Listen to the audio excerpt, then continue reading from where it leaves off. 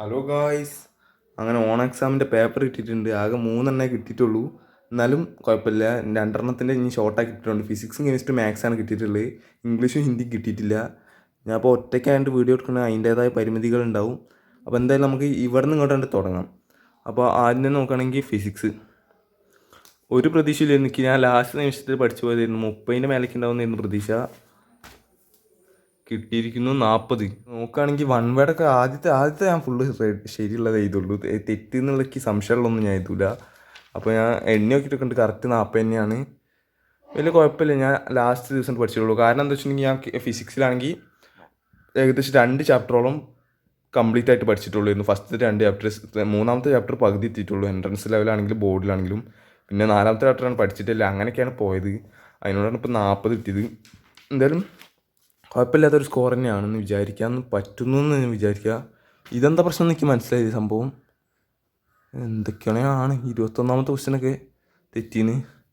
Full തെറ്റി. ഞാൻ വിചാരിച്ചു എന്നാൽ പാരലല്ലേ എന്ന് വിചാരിച്ച് നിൽക്കായിരുന്നു.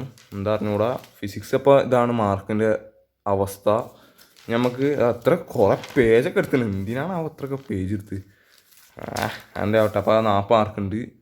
ഇനി നമ്മൾ അടുത്ത് നോക്കുകയാണെങ്കിൽ നേരെ ഇങ്ങോട്ട് വരികയാണെങ്കിൽ ഇതാണ് മറിച്ച് നോക്കുക. അതേതാണ്? അത് കെമിസ്ട്രിയാണ്. അപ്പം കെമിസ്ട്രിക്ക് വലിയ പ്രതീക്ഷയില്ലായിരുന്നു. എനിക്ക് പനിയൊക്കെ ആയിട്ട് എനിക്ക് അധികം പഠിക്കാനില്ലായിരുന്നു. ഫിസിക്സും പനിയായിട്ട് പഠിക്കാനില്ല എന്നാണ് തോന്നുന്നത്. എനിക്ക് ഓർമ്മയില്ല. എന്തായാലും കെമിസ്ട്രി നോക്കുകയാണെങ്കിൽ 46+1 47 മാർക്കാണ് കെമിസ്ട്രിയിലുള്ളത്. വലിയ പ്രതീക്ഷയില്ലായിരുന്നു. എന്നാലും 47 കിട്ടി. അതാ വൺ വേർഡ് ആദ്യത്തെ മൊത്തം ശരി. അങ്ങനെയൊക്കെ തന്നെ നോക്കുകയാണെങ്കിൽ ഇവിടെയൊക്കെ കുഴപ്പമില്ലാത്ത ശരികളാണ് വന്നത്.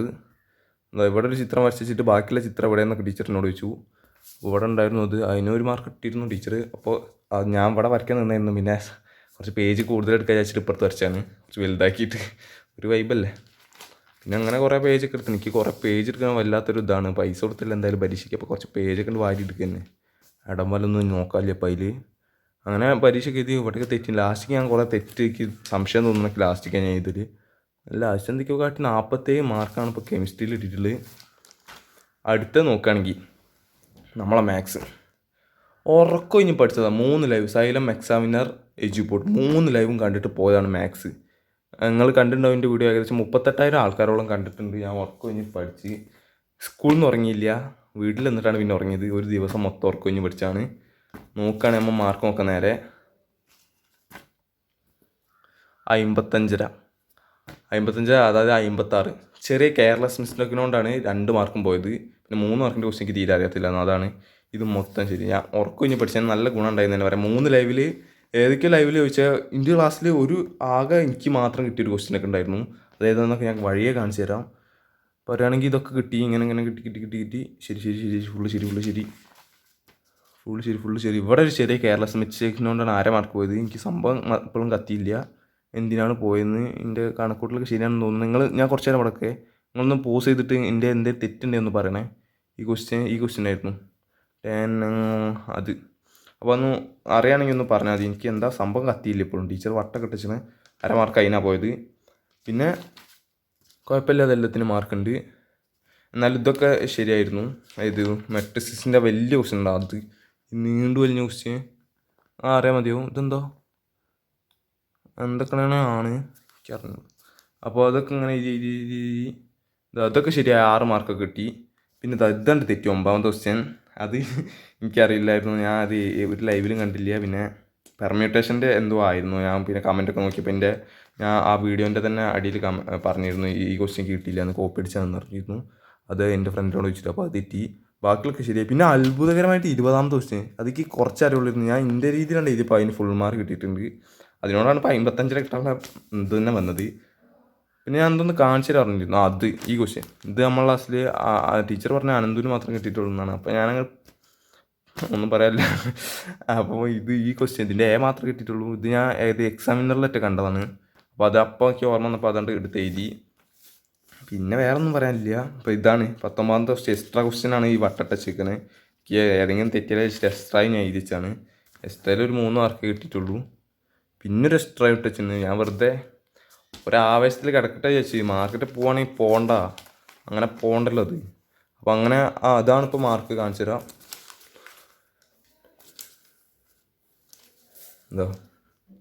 ഫിസിക്സിൽ നോക്കുകയാണെങ്കിൽ 40, ഏറ്റവും കുറവ് ഫിസിക്സിലാണ്. കെമിസ്ട്രിയിൽ നോക്കുകയാണെങ്കിൽ 47, 46+1 എന്താ അങ്ങനെ ഇട്ടെന്നൊക്കെ.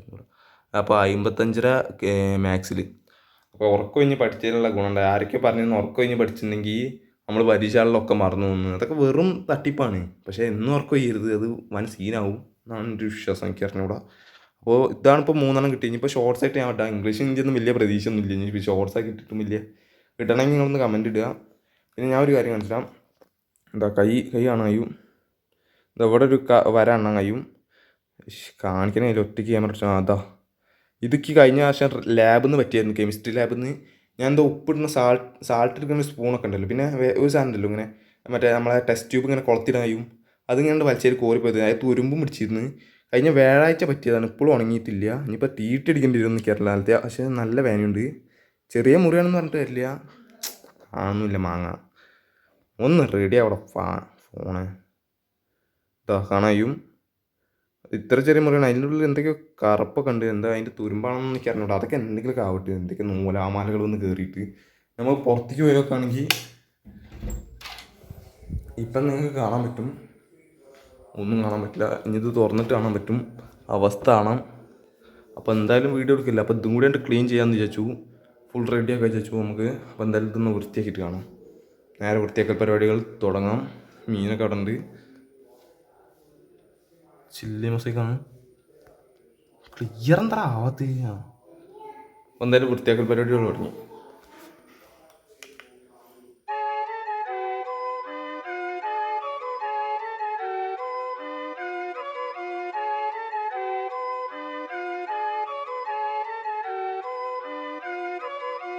അപ്പോൾ ഗൈസ് ഇതാണ് വൃത്തിയാക്കിയതിൻ്റെ ചേഞ്ച്. വലിയ ചേഞ്ചൊന്നുമില്ല.